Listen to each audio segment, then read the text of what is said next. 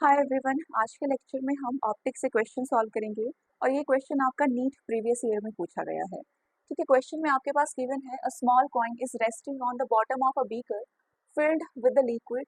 A ray of light from the coin travels up to the surface of a liquid and moves along its surface. How fast is the light travelling in the liquid. आपके पास इस तरह से एक beaker है जिसकी height 4 centimetre के equal दे रखी है। इस बीकर के अंदर हमने एक कॉइन प्लेस करके रखा है। ठीक, कॉइन से लाइट रेज जो है वो इस तरह से फॉल हो रही है, इस पॉइंट पर लाइट रेज इंसिडेंट हो रही है और रिफ्रैक्शन के बाद लाइट रेज इस तरह से स्ट्रेट पाथ फॉलो कर रही है। ठीक है, सरफेस के साथ लाइट रेज इस तरह से एमर्ज हो रही है, मूव कर रही है। ठीक है, आपसे पूछा है कि जो लाइट है उसकी वेलोसिटी मीडियम के अंदर क्या होने वाली है। ठीक है, अब देखो बच्चे, आपको पता होगा कि जो रिफ्रैक्टिव इंडेक्स होता है मीडियम का वो c ओवर v के इक्वल होता है, where c is the velocity of light in air and v is the velocity of light in medium and mu is the refractive index of the medium. ठीक है, तो इस equation से मैं v को लिख सकती हूँ c ओवर म्यू के इक्वल, यानी कि अगर आपके पास कोई मीडियम है जिसका रिफ्रैक्टिव इंडेक्स म्यू है, जो लाइट है वो एयर में उसकी वेलोसिटी c के इक्वल होती है, that is 3 into 10⁻8 metre per second. ठीक है, अब लाइट की स्पीड एयर में तो 3 इंटू 10⁸ के इक्वल होती है, लेकिन लाइट रे जब मीडियम के अंदर इंसिडेंट होती है तो मीडियम के अंदर लाइट रे की वेलोसिटी c ओवर म्यू के इक्वल हो जाती है, यानी कि मीडियम के अंदर लाइट की जो वेलोसिटी होगी कम हो जाएगी और वेलोसिटी आप इस रिलेशन के साथ फाइंड आउट कर सकते हो। ठीक है, तो हम इसी रिलेशन का यूज अपने क्वेश्चन में करेंगे, यानी कि वेलोसिटी हमने निकालनी है और हमें पता है वेलोसिटी होती है c ओवर म्यू के इक्वल। c की वैल्यू हमें पता है लेकिन हम म्यू की वैल्यू हम फाइंड आउट करेंगे। ठीक है,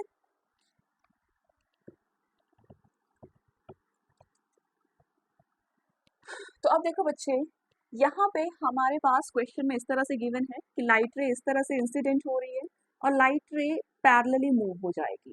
ठीक है, इस पॉइंट पर अगर मैं इस तरह से नॉर्मल ड्रॉप करूं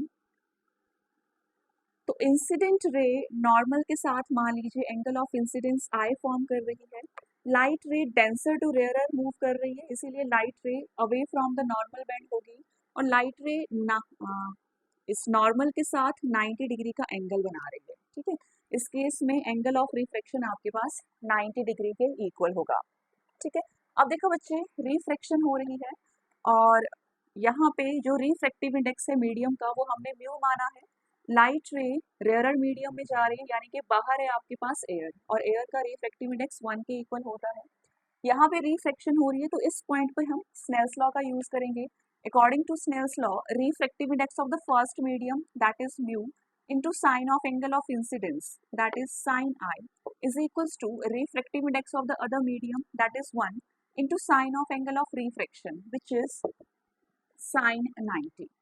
ठीक है, तो ये बन जाएगा mu into sine of I is equals to 1 और mu is equals to 1 over sine of angle of incidence. ठीक है, तो यहाँ से हमें म्यू की वैल्यू मिल चुकी है।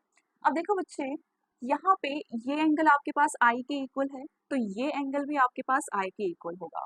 अगर आपके पास इस तरह से दो पैरेलल रेज हैं और इन दो पैरेलल रेज को इस तरह से ज्वाइन किया जाए, अगर ये एंगल आई है तो ये एंगल भी आपके पास आई के इक्वल होगा। ठीक है, अब इस ट्राइंगल से इस ट्राइंगल पर आप फोकस करेंगे, ये साइड 4 सेंटीमीटर के इक्वल है, ये साइड आपके पास 3 सेंटीमीटर के इक्वल है, यानी कि जो ये साइड है इस थर्ड साइड को हम पाइथागोरस से फाइंड आउट कर सकते हैं। ठीक है, पाइथागोरस के अकॉर्डिंग इस साइड को 4 स्क्वायर प्लस 3 स्क्वायर के इक्वल लिखा जा सकता है। देखो, इस तरह से आपके पास ट्राइंगल दे रखी है, राइट। यहाँ पे ये 3 सेंटीमीटर के इक्वल है और ये 4 सेंटीमीटर के इक्वल है। ये आपके पास मान लीजिए ए ओ है, ठीक है, और ये बी है। तो पाइथागोरस के according A O square is equals to B A square plus B O square. ठीक है, इस लेंथ को हम फाइंड आउट करना चाहते हैं। बी ए आपके पास 4 स्क्वायर के इक्वल है एंड बी ओ आपके पास 3 स्क्वायर के इक्वल है इज इक्वल्स टू ए ओ का स्क्वायर। ठीक है, अब यहाँ पे ए ओ को लिखा जा सकता है square root of 4 square plus 3 square के इक्वल, राइट। 4 4 जा 16 plus 9 with square root is equals to AO, ठीक है। 16 plus 9 that is 25, so square root of 25 that is 5, यानी कि जो आपके पास थर्ड साइड ये 5 के इक्वल आएगी, ठीक है। ये जो थर्ड साइड है आपके पास ये 5 के इक्वल रहेगी, राइट। तो ये साइड है आपके पास 5 सेंटीमीटर के इक्वल, ठीक। अब इस ट्राइंगल से मैं साइन आई की वैल्यू फाइंड आउट कर सकती हूँ, ठीक है बच्चे। ये आपके पास 90 और एंगल यहाँ पे बेस लाइन हो गई, एंगल के सामने वाली साइड परपेंडिकुलर के इक्वल और 90 के सामने वाली साइड हाइपोटेनस के इक्वल। सो इस ट्राइंगल से मैं साइन आई की वैल्यू फाइंड आउट कर सकती हूँ।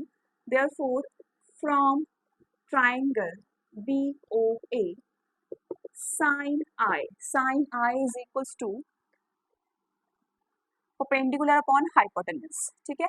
सो perpendicular is 3 centimetre and hypotenuse is 5 centimetre, तो ये आ जाएगा 3/5, ठीक है।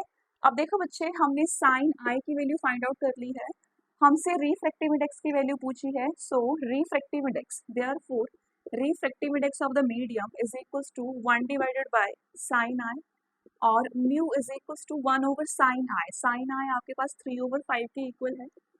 अब 5 ऊपर चला जाएगा दो, इसीलिए म्यू इज इक्वल्स टू 5/3। तो ये हमने म्यू की वैल्यू निकाल ली है।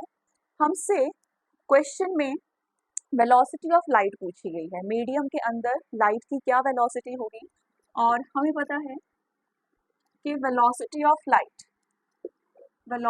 लाइट इज इक्वल्स टू C/म्यू। अभी थोड़ी देर पहले मैंने आपको बताया था कि मीडियम के अंदर वेलोसिटी की वैल्यू आप इस फॉर्मूले से निकाल सकते हो, ठीक है।